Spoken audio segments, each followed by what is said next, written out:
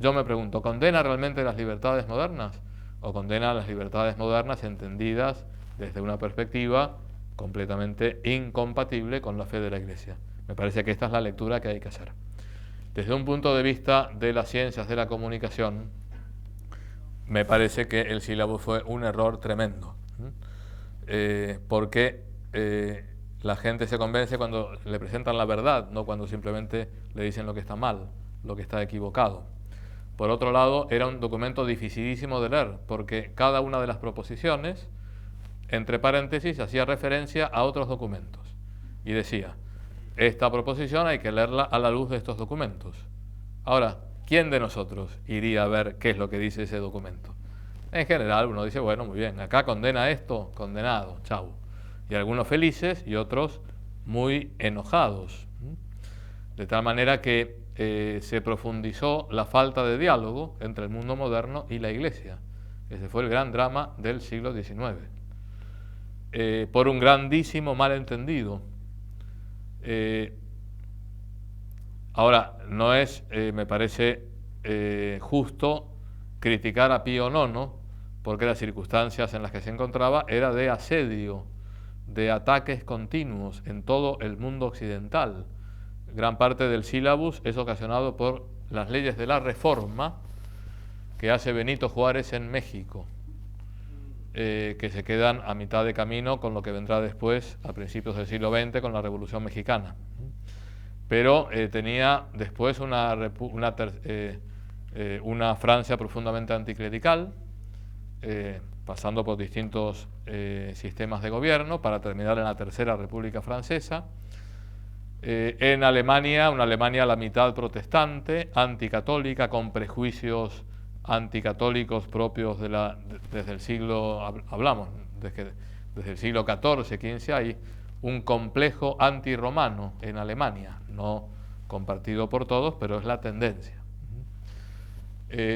Bueno, una Inglaterra anglicana, el Papa Pío IX restablece la jerarquía en 1850, en Inglaterra, los obispos, bueno, hay nuevos obispos, y al principio todo fue muy bien, pero después, bueno, ardió Troya en Inglaterra, otra vez con toda la mentalidad antipapista, propia del anglicanismo, por lo menos del siglo XIX.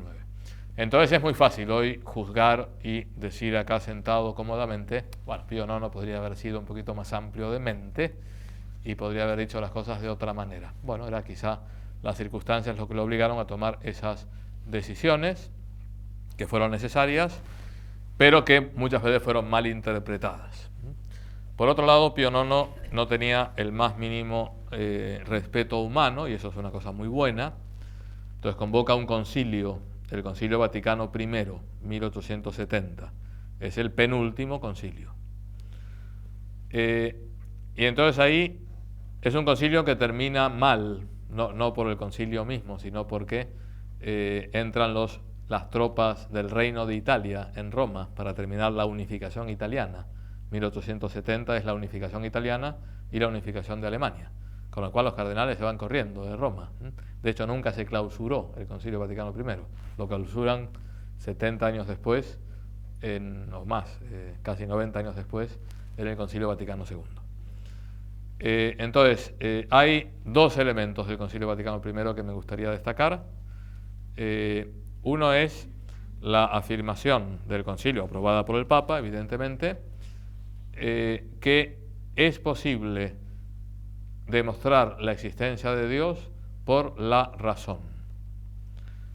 Esto es muy importante porque uno de los grandes temas culturales del siglo XIX era el diálogo o la falta de diálogo entre fe y razón.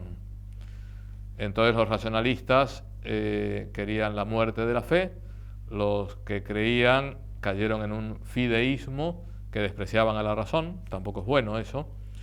Entonces afirma que por un lado hay verdades de fe que superan la capacidad de la razón, pero que cualquier persona con el uso de razón puede llegar a conocer la existencia de Dios. Bueno, era algo que iba en contra de la corriente cultural del momento y fue una afirmación bastante audaz, muy actual hoy en día, el gran tema del último pontificado de Benedicto XVI es la relación entre fe y razón. El segundo principio del Concilio Vaticano I, esto sí, totalmente contra la corriente, es la definición de la infalibilidad papal. El Papa es infalible cuando habla ex cátedra sobre principios de fe y moral. Bien, en un mundo totalmente escéptico, crítico de la Iglesia Católica, lo último que faltaba es que el Papa dijera que era infalible. Faltó tiempo para que lo interpretaran diciendo, bueno, cualquier cosa que dice el Papa es infalible, pero esto es ridículo, ya se ve que esto es una superstición, un mito, una leyenda. Esta gente no salió del medioevo bárbaro y oscuro. El dogma de la infalibilidad papal no significaba que cualquier cosa que dijera el Papa era infalible, porque entonces los comentarios que hace el Papa Francisco sobre San Lorenzo de Almagro también serían infalibles, y eso pondría en crisis de fe a muchísima gente, sino solo cuando habla ex cátedra. ¿Qué significa que habla ex cátedra? Desde la cátedra, desde el sillón, pero eso no significa físicamente desde el sillón, sino cuando utiliza un formulismo junto a las tumbas de Pedro y Pablo, con las llaves apostólicas, etcétera, etcétera, con la intención de definir algo que ya estaba en la revelación, pero que ahora se hizo, salió a la luz, por así decirlo, tenemos más luz para descubrir aquello que estaba en la revelación, un nuevo dogma de fe, o sobre temas de moral. Entonces, definiciones ex cátedra típicas, en los últimos siglos y medio ha habido fundamentalmente dos.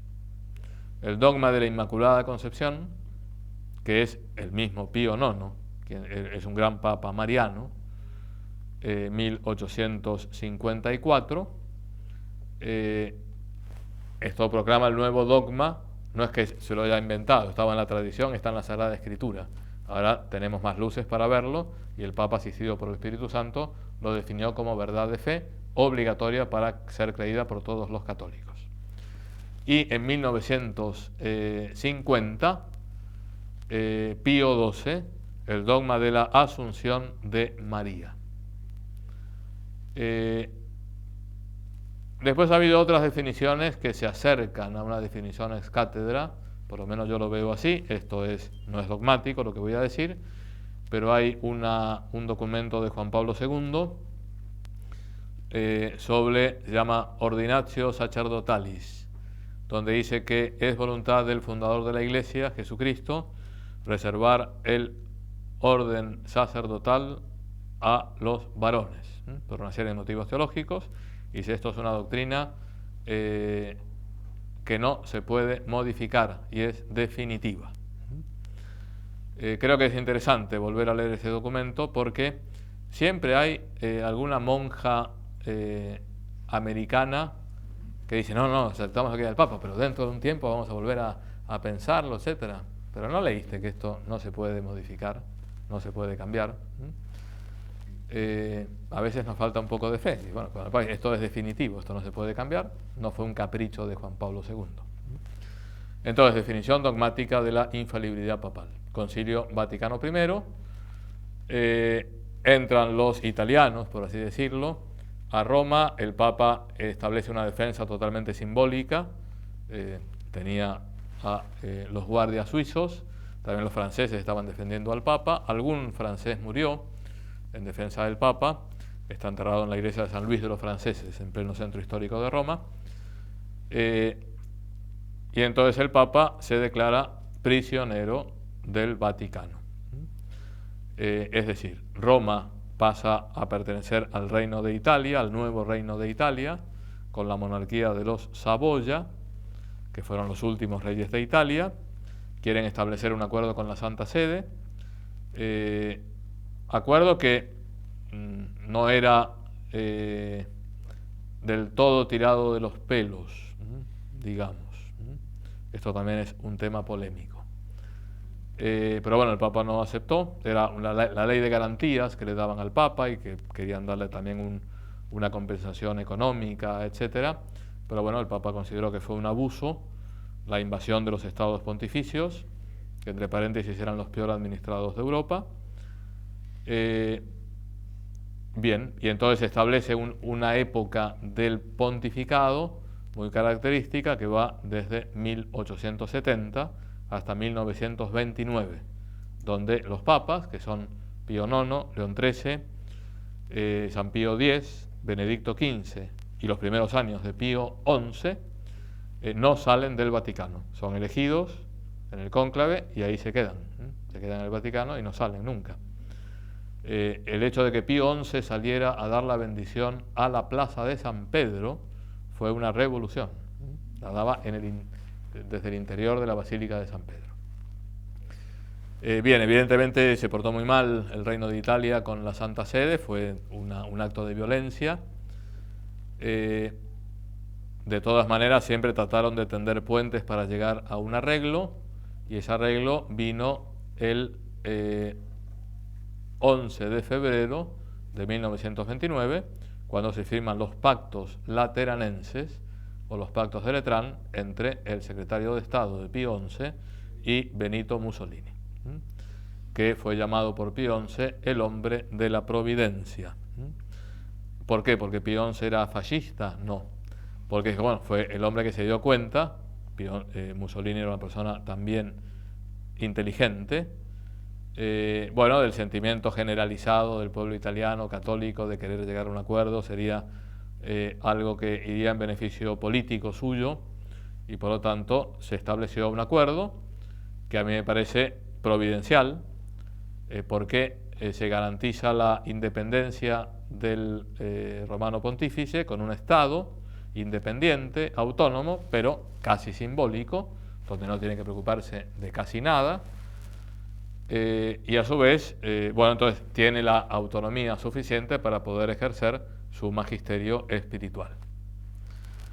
Si yo decía esto en 1870, quizá hubiera sido excomulgado, porque cambian las circunstancias. Y en 1870 los católicos del mundo vieron la pérdida de los estados pontificios como una tragedia.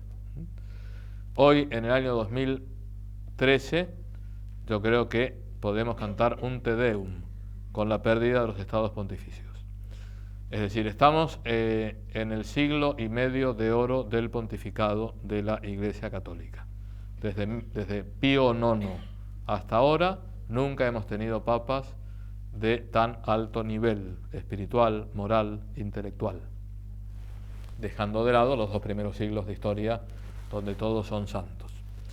La autoridad moral del Papa progresó a niveles exponenciales, y a mí me parece que está ligada, no es la única causa, pero está ligada a la pérdida del poder político del Papa, porque si el Papa era un señor temporal también en Europa y tenía que entrar en las alianzas y decir a este que sí, a este que no, etcétera, bueno, eso le hacía perder muchísimo prestigio, porque uno podía distinguir, pero qué difícil es distinguir. De tal manera que el estar libre de las preocupaciones políticas terrenales le dio una grandísima autoridad moral al pontificado. Además, el hecho de sentirse prisionero del Vaticano hizo que toda la cristiandad se uniera en torno al Papa, de una forma afectiva. Siempre los cristianos quisieron al Papa, pero ahora estamos muy acostumbrados, pero no era lo habitual. El primer Papa popular, por así decirlo, popular, que uno podía tener una estampita, un retrato del Papa, después una fotografía, porque es la época en que empieza la fotografía, es Pío IX, y después León XIII, después San Pío X y todos los demás. De tal manera que hay que ver las cosas desde la providencia también, ¿no? Entonces, cosas que hoy quizás nos parecen terribles y tremendas, bueno, a lo mejor son providenciales. Para la República Argentina, por ejemplo, la renuncia de Benedicto XVI. Yo el 11 de febrero, cuando renunció Benedicto XVI, me quería morir. Dice, pero ¿cómo puede ser? No entendía. Bueno, visto los acontecimientos, bueno, no hay mal que por bien no venga, y qué maravilla, ¿no? Lo mismo cuando se murió Juan Pablo I, 33 días, pero ¿cómo puede ser? Pero acá Dios nos ha abandonado. Dice, no, nos tenía preparado Juan Pablo II, quizás fue necesaria la sonrisa de Juan Pablo I para cambiar el ambiente y llegar a Juan Pablo II. Nos enteraremos, si nos portamos bien y llegamos al cielo, de todas estas cosas. De tal manera que, bueno, Pío IX, gran papa, santo, muy condicionado por las circunstancias de asedio a la Iglesia Católica, por lo tanto un magisterio muy defensivo, muy condenatorio, que hoy choca con la sensibilidad contemporánea, pero hay que ponerse en las circunstancias de aquel tiempo, y estoy seguro que el magisterio del siglo XXI chocará con la sensibilidad del siglo XXIII. Dice, mira lo que decía el Papa Francisco, mira con el tono que hablaba, no sé, imaginémonos, ¿no? De tal manera que no somos nosotros para juzgar y poner las cosas en su contexto, pero también, y esto creo que también lo repetía en otra conferencia, el tono condenatorio del magisterio de la Iglesia del siglo XIX es el mismo tono condenatorio de los discursos de los primeros ministros franceses, los discursos del rey inglés al Parlamento y del zar de Rusia. Es decir, es el tono de la época, es el estilo de la época. A nadie le llamaba la atención que Pío IX no fuera tan condenatorio, porque también era todo el mundo era condenatorio, de los que no pensaban como uno. Entonces, bueno, no es que eran buenos y malos, unos grandes amantes de la libertad y el otro que iba excomulgando a medio mundo.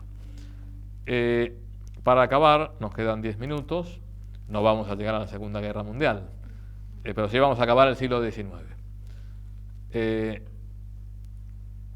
Entonces, a Pío IX lo sucede León XIII. Un gran pontificado también el de León XIII. Se muere con 90 y tantos años, no se moría nunca, y una vez le dijo a los cardenales, ustedes eligieron al Santo Padre y no sabían que habían elegido al Padre Eterno.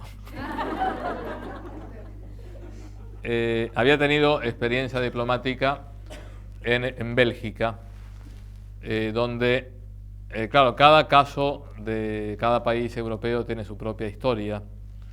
Entonces, hablando de esta falta de diálogo entre modernidad e Iglesia Católica y el pensar que los católicos necesariamente tienen que ser monárquicos, bueno, esto es la línea general, pero hay algunos países donde sucede todo lo contrario, donde ser católico implicaba ser republicano.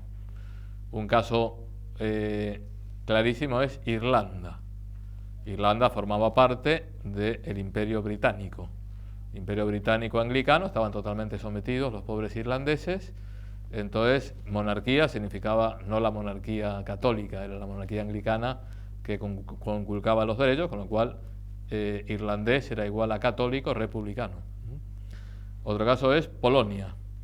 Polonia, que había desaparecido de los mapas en cuanto a Estado, estaba dividido entre Rusia, Austria y Prusia. Bueno, los del sur, Cracovia, etcétera, estaban con Austria, potencia católica, Prusia radical, rabiosamente luterana, y el zar ortodoxo anticatólico. De tal manera que la monarquía del zar o de Prusia no les decía absolutamente nada a los católicos polacos, más bien todo lo contrario. Y también quienes hicieron una alianza con los liberales, eran más bien católicos liberales, fueron los belgas. Bélgica estaba unida a Holanda, Holanda de mayoría calvinista, ahora está mitad y mitad. Los Países Bajos católicos era Bélgica, mayoría católica, con lo cual independencia, constitución, libertades, porque era liberarse del yugo de la Iglesia de Estado calvinista.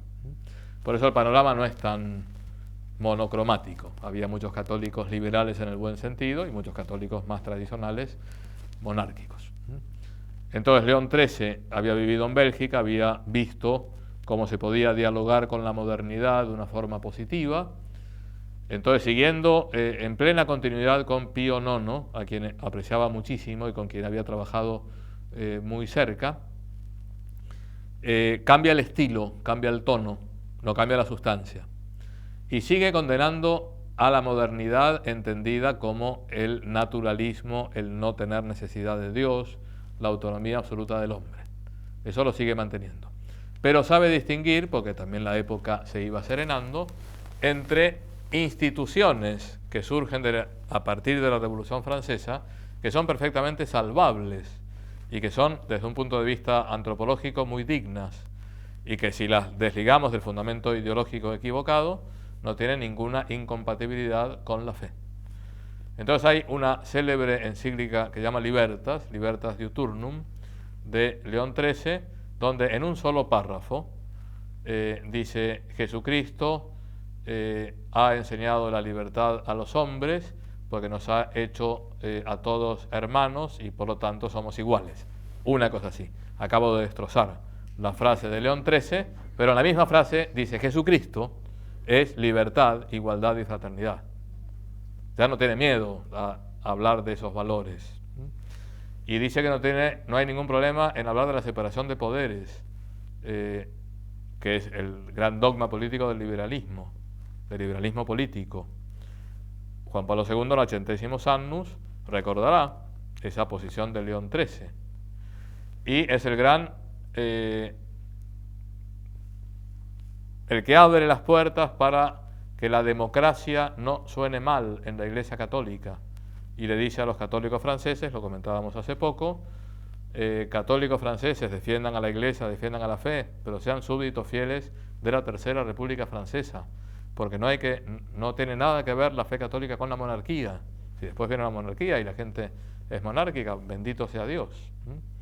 Lo mismo dirá Pío XI en una encíclica que se llama Dilectissima Nobis, referida a España, que habla de la Segunda República Española. Y dice Pío XI: la Segunda República Española viene después de la monarquía del último rey, Alfonso XIII. El último rey hasta ahora, ¿no? Ahora no hay otro rey.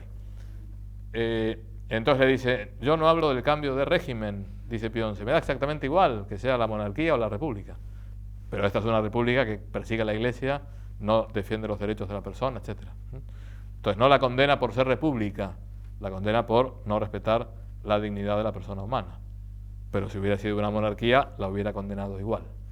Entonces, esto es León XIII, es la época de los grandes cambios sociales, la Revolución Industrial, 1848, Manifiesto del Partido Comunista, revoluciones comunistas en toda Europa, se está preparando 1917 en Rusia, se crean los sindicatos, los primeros sindicatos oficiales, anarquismo que comete los grandes magnicidios de finales del siglo XIX, principios del siglo XX, es decir, matan a la emperatriz de Austria, Sisi, otra famosa película con Romy Schneider, Sisi emperatriz.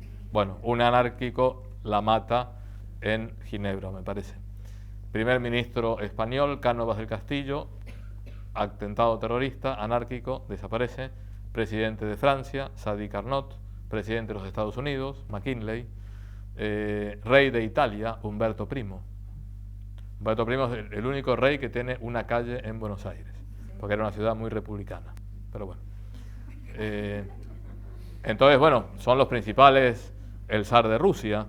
Es decir, entonces en este contexto revolucionario de tensión social, León XIII inaugura la moderna doctrina social de la Iglesia, con la famosa encíclica Rerum Novarum, 1891. Con lo cual, un grande, León XIII, que supo reivindicar los grandes valores de libertad, igualdad y fraternidad en el contexto cristiano, no en el contexto revolucionario francés, un hombre de mayor diálogo y que tuvo que enfrentarse con muchísimos problemas. Un gran problema que tuvo, con esto acabamos, pero para ver el temple que tenía León XIII, que era un hombre muy flaquito, con mucha fibra, los dos grandes problemas que tuvo León XIII, muchos, pero fundamentalmente la Francia anticlerical, laicista de la Tercera República, y la Alemania de Bismarck, donde está todo el Kulturkampf, la batalla cultural, la lucha por la cultura protestante para eliminar a la cultura católica. Y entonces, bueno, hubo una serie de leyes discriminatorias y tuvo muchísimos enfrentamientos León XIII con Bismarck. Y sin embargo, respetaban tanto a León XIII en Alemania que cuando hubo una disputa entre España y Alemania por las Islas Marianas, que están si no están en el Pacífico, están en el Índico, nombraron como árbitro a León XIII. Y cuando Bismarck deja la Cancillería de Alemania,